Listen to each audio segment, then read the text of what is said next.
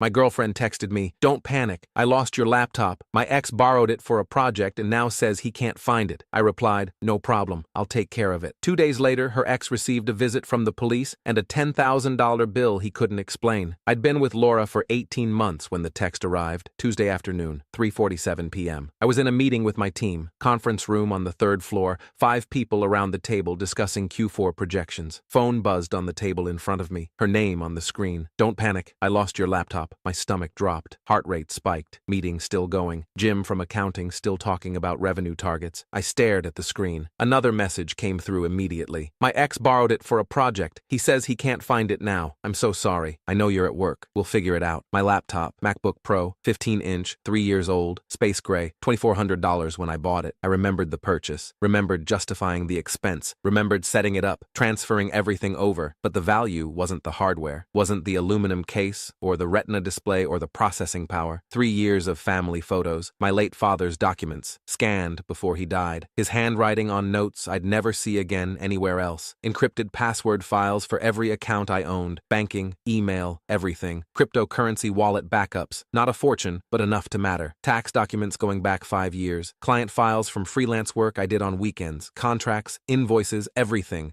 important in my life, everything personal, everything irreplaceable, everything I couldn't afford to lose, and she'd given it to her ex-boyfriend, her ex, Andres, the guy she'd dated for 2 years before me, the guy she'd lived with in that apartment on 5th Street, the guy whose name still came up occasionally in stories about her past, the guy I'd never met, never worried about, never felt threatened by because she always said it ended badly, that they wanted different things, that he was completely in the past, until now, until this exact moment, when he apparently had my entire digital life in his possession. "When did you give it to him?" I typed back, hand steady despite everything, face calm, professional, meeting still happening around me, nobody noticing. Dots appeared, disappeared, appeared again. 5 days ago, Thursday. He promised to return it Sunday. He needed it for a work presentation. I thought it would be fine. I'm really sorry. 5 days ago, Thursday. I'd been home Thursday night. We'd had dinner together. I'd made pasta. We'd watched that new thriller on Netflix. She'd fallen asleep on the couch. I'd covered her with a blanket. Normal evening. Completely normal. She'd never mentioned anything. About my laptop. About Andres needing something. About borrowing anything. Nothing. She could have asked me. Should have asked me. I would have said no, obviously, but at least I would have known. At least I could have made the choice. But she didn't ask. She just took it. Gave it to her ex-boyfriend. And only told me now, 5 days later, after it was already gone. "No problem," I replied. 2 words. Calm, simple, professional. "I'll take care of it." The meeting ended 10 minutes later. I walked back to my desk, sat down, opened my work laptop,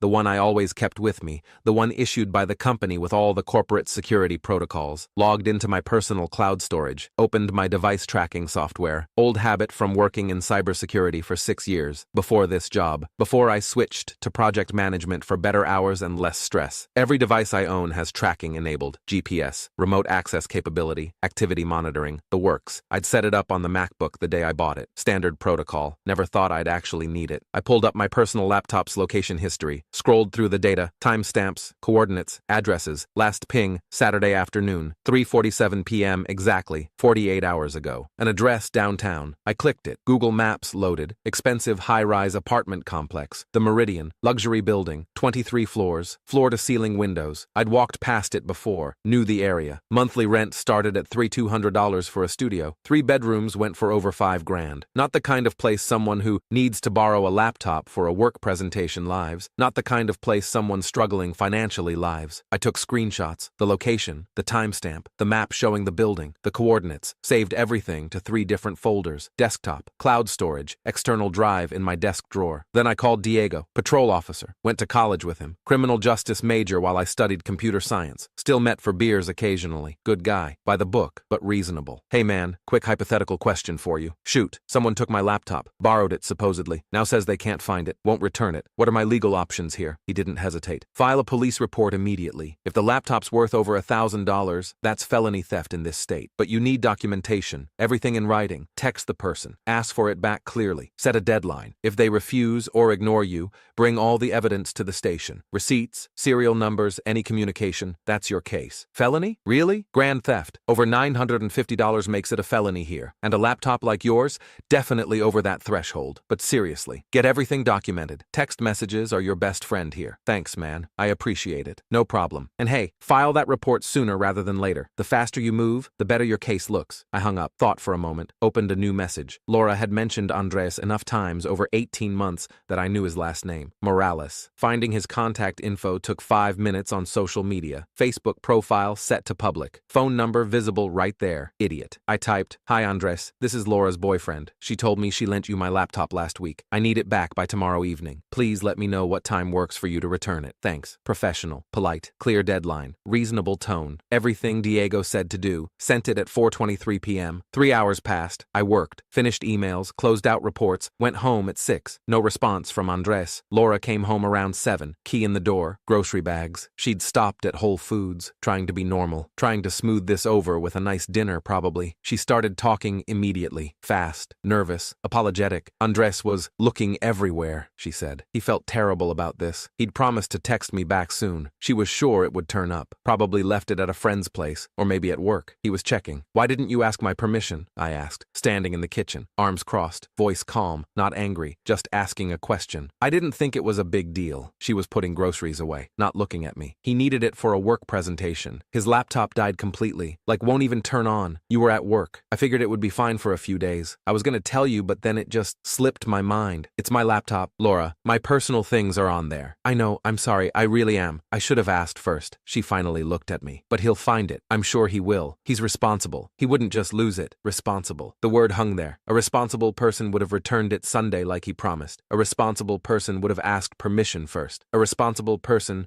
would respond to my text. I nodded, said nothing else, went to the bedroom, closed the door, sat on the bed, checked my phone. Still no response from Andres. Wednesday morning, I sent another text before work. "Hey, just following up on my laptop. Do you have it or not? I need it for work this week." 2 hours later, finally, a response. "Yo, I don't have it, bro. I think I left it somewhere over the weekend. I'm checking with some people who might have seen it. Left it somewhere. Not lost, not stolen. Left it. Like it was a jacket. Like it was nothing. Where did you leave it?" I typed back. No response. Nothing. Hours passing. Afternoon. Evening. Wednesday night, Laura tried to have a conversation. Tried to explain. Andres was doing his best. He was really trying. She asked me to be patient. To give him time. I nodded. Went to bed early. Didn't argue. Didn't engage. Thursday morning. Still nothing from Andres. Thursday afternoon. Still nothing. Thursday evening, I walked into the police station with a folder. Inside, the original laptop receipt from Apple showing $23.99 purchase price. The serial number from my original box. I'd kept it, paranoid habit. Tracking software screenshots showing the last known location at the Meridian Apartments. Timestamps. Coordinates. Text message screenshots showing I'd asked for it back. Screenshots showing Andres admitting he didn't have it, admitting he'd left it somewhere. The officer at the front desk was mid-50s, gray hair, tired eyes, professional demeanor. He listened while I explained, took notes on a legal pad, face expressionless, neutral. "If the property's worth more than $950 and the individual refuses to return it, that constitutes grand theft. Felony charge. We'll need to send an officer to follow up. Attempt contact. Get their statement." I understand. He photocopied everything, every page, every screenshot, stapled it all together, gave me a case number on a small card, told me someone from the Property Crimes Division would contact me within 48 hours. "Thank you," I said. I drove home. Laura was there, in the kitchen, cooking dinner, chicken and vegetables, trying to be normal, trying to pretend everything was fine. "Any word from Andres?" I asked. Casual, just asking. "Not yet, but I'm sure it'll turn up soon. These things always do." I filed a police report. She froze, wooden spoon hovering over the pan, oil sizzling. She turned slowly. "You what? It's stolen property, worth over $2,000. I filed a report today. He's looking for it. This is insane. You're going to get him in serious trouble over a laptop. He took my property and won't return it. That's theft." Her face flushed red. "You're being vindictive. He made a mistake. People make mistakes. You're going to ruin his life because of this?" "I reported a crime, that's all." "It's not a crime. It's a misunderstanding." I didn't respond, just walked past her, went to the bedroom, closed the door, locked it this time, heard her out there, pacing, talking on the phone, crying at some point. I put in headphones, worked on my work laptop, finished some projects, ignored it all. Friday, still no contact from Andres. Laura barely spoke to me, cold, distant, sleeping on the couch. Saturday afternoon, my phone buzzed. Unknown number, probably spam. Almost sent it to voicemail. "Hello? Hi, this is Officer Perez with Metro Police Department, Property Crimes Division. I'm calling about your stolen property report filed Thursday, case number 2024-17834. Yes, thank you for calling. We went to the residence listed on the report, the Meridian Apartments, Unit 1847. The address from your tracking software. We attempted contact with Andres Morales. He wasn't home. Roommate said he was out. Wouldn't say where. Okay? We ran his name through the system while we were there. Standard procedure." Pause. Mr. Morales has an outstanding warrant from 2023. Failure to appear in court on a theft charge. The warrant's still active, never been resolved. My pulse quickened, heart hammering. A theft charge? Shoplifting. Grand theft from a Best Buy in Henderson. Stole 2 laptops and a camera. Total value over $3,000. He was arrested, released on bail. Supposed to appear in court for arraignment. Never showed up. Warrant was issued in November 2023. Still hasn't been resolved or served. I sat down, processing this. I see. Just wanted to give you an update on the case. We'll continue attempting to contact him regarding your laptop. If we locate him for any reason, we'll serve the outstanding warrant as well. The 2 cases may end up consolidated depending on how this proceeds. Thank you, officer. I appreciate the update. You'll hear from us soon. He hung up. I sat there in my apartment, staring at my phone, processing everything. Laura's ex-boyfriend, the one she'd trusted with my laptop,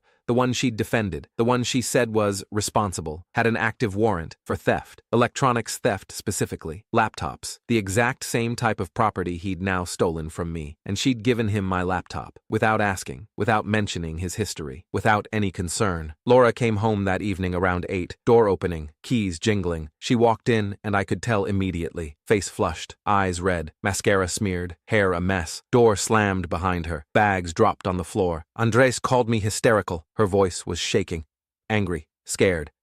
The police went to his apartment, talked to his roommate, asked about him. Did you actually call the police on him? I filed a report. I told you that on Thursday. He's looking for the laptop. This is completely insane. He's going to be in serious trouble now. They're looking for him. Good. He stole my property. You're ruining his life over a stupid laptop. No. He ruined his own life by stealing. Again, apparently. This isn't his first time. She stared at me. What are you talking about? He has an outstanding warrant. For theft. From 2023. He stole laptops from Best Buy. Never showed up to court. There's an active warrant for his arrest. Her face went completely pale. White. Bloodless. That was years ago. That's not fair to bring up. That's completely different. Is it? He stole laptops then. He stole my laptop now. Seems pretty similar to me. He never showed up to court because he had family issues. His mom was sick. He forgot about it. For over a year? She had no response to that. Did you know about this when you gave him my laptop? It doesn't matter. Did you know? Yes. Fine. I knew. But people make mistakes. People change. He's not that person anymore. Really? Because my laptop is still missing, and now the police are involved, and he won't return my texts. Sounds like the same person to me. She grabbed her keys off the counter. You're cold, you're heartless, you don't care about anyone but yourself. I care about my property, and I care that you gave it away without asking. She walked out. Slammed the door so hard a picture frame fell off the wall. Glass cracking. I heard her car start. Tires screeching as she left the parking lot. I picked up the broken frame, photo of us from last summer, beach trip, both smiling, looked like different people now, threw it in the trash. Sunday morning, she returned, early, 7 a.m. I heard the key in the lock, heard her come in quietly. I was already awake, coffee brewing, sitting at the kitchen table. She walked in, eyes red and swollen, face blotchy, hair a mess, same clothes from yesterday. She'd been somewhere all night. Andres was arrested. I looked up, said nothing, just waited. They stopped him at a DUI checkpoint early this morning, around 2 a.m., routine check. They ran his name through the system. The warrant came up. They arrested him, took him to county jail. Her voice cracked. He can't post the $5,000 bail. He doesn't have it. His parents don't have it. He's stuck there. I took a sip of coffee, looked at her. Where's my laptop? She stared at me like I'd slapped her. Are you fucking serious? That's all you care about? He's in jail. He's terrified. And you're asking about your laptop? Yes. Where is it? I don't know. He doesn't know either. He thinks maybe it got stolen from his car, or maybe from his friend's place. He can't remember exactly where he left it. His car that wasn't mentioned once in any of our previous conversations until right this second? She said nothing. I set down my coffee, looked at her directly. He has a criminal record for theft, electronics specifically, laptop specifically. Did you know that when you gave him my laptop? Her face crumpled, started crying. That was years ago. He was young. He was stupid. People change. People deserve second chances. He stole my laptop. You don't know that for sure. Then where is it? No answer. Just crying. Hands over her face. I stood up. I didn't get him arrested. His own choices did that. The warrant from 2023. That was his choice. Stealing my laptop. Also his choice. Not showing up to court. His choice. All of it. She grabbed her purse from the counter. I can't be with someone like this. Someone so cold. So willing to destroy someone's life. So vengeful. I'm not vengeful. I'm protecting my property. There's a difference. She walked to the bedroom, started throwing clothes in a bag, grabbed her toiletries from the bathroom, her laptop from the desk, her books from the shelf, all the things that were definitely, unquestionably, hers.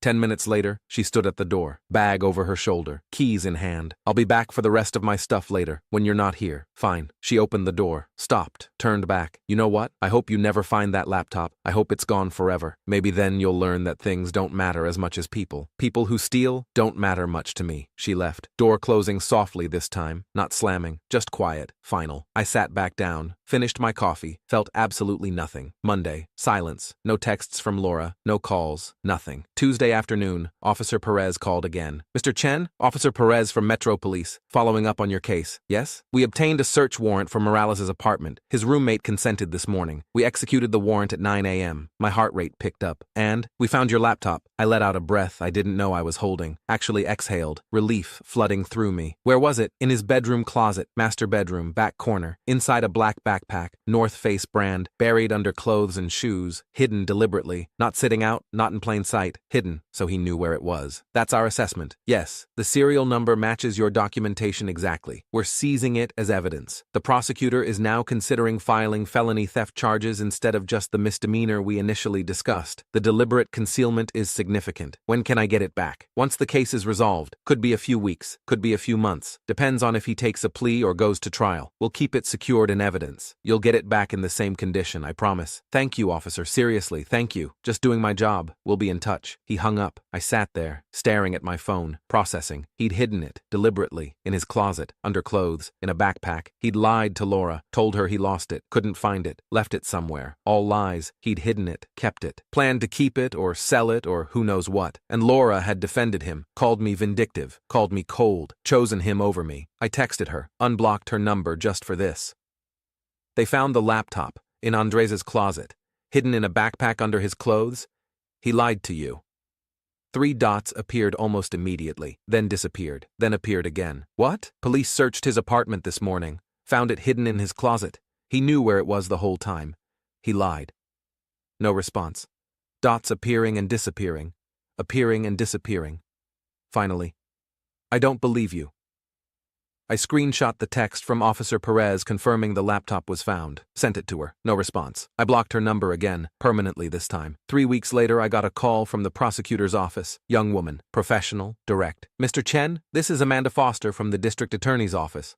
I'm calling about the Andres Morales case. Yes? Mr. Morales accepted a plea deal this morning. Wanted to inform you as the victim. What's the deal? Petty theft, reduced from felony grand theft. His attorney negotiated hard. First-time offense. Well, second if you count the 2023 case. But that was also pled down. Judge agreed to the reduction in exchange for immediate plea and restitution. What does that mean exactly? $20,500 fine paid to the court. 2 years probation. Or the $200 restitution paid directly to you. That's for the laptop's depreciated value and compensation for your time. He's also required to complete 100 hours of community service. And the warrant from 2023? That added additional penalties. Another $3,000 in fees and court costs for failure to appear. Plus, he'd already posted $5,000 bail for the current arrest. Plus his attorney's fees. Probably another $2,000 minimum for this kind of case. I did the math in my head. $2,500 fine, $3,000 in fees, $5,000 bail, $2,000 attorney, $200 restitution. That's $1,700 at minimum. Could be more depending on his attorney's actual fees. All for a laptop he tried to steal. When do I get my laptop back? You can pick it up from evidence starting tomorrow. Case is closed as of this morning. Bring your ID and the case number. Thank you. Thank you for your cooperation, Mr. Chen, and I'm sorry this happened to you. She hung up. I sat there, staring at nothing, thinking about everything. Over $13,000. For my laptop, for lying, for stealing, for hiding it in his closet, for all of it. Thursday afternoon, I drove to the police station. Evidence room in the basement, fluorescent lights, concrete floors, officer behind thick plexiglass, showed my ID, gave the case number, signed paperwork, receipt for 1 MacBook Pro, serial number matching. Officer disappeared into the back. Returned 5 minutes later with a sealed evidence bag. Clear plastic. My laptop inside. Stickers on the case still visible. Apple logo catching the light. Signed more papers. Took the bag. Walked to my car in the parking lot. Sat in the driver's seat. Opened the bag carefully. Pulled out the laptop. It felt lighter than I remembered. Or maybe I just felt lighter. Opened it. Powered it on. Apple logo, loading screen, password prompt, typed my password, desktop loaded, everything there, every folder, every file, every photo. My father's scanned documents, all of it, exactly as I'd left it. Untouched. Safe. Mine. I closed it. Sat there for a moment. Then started the car. Drove home. Never heard from Laura again. Never reached out. Never wanted to. 6 weeks later, a check arrived in the mail. County envelope. Official looking. $1,200. Restitution payment. From the court. From Andres Morales via the probation department. I deposited it mobile. Used it to upgrade my laptop's hard drive from 512 GB to 1 TB. Added better encryption software. Better tracking. Better everything. And installed tracking on every single device I owned. Phone, tablet, headphones, watch, everything, just in case.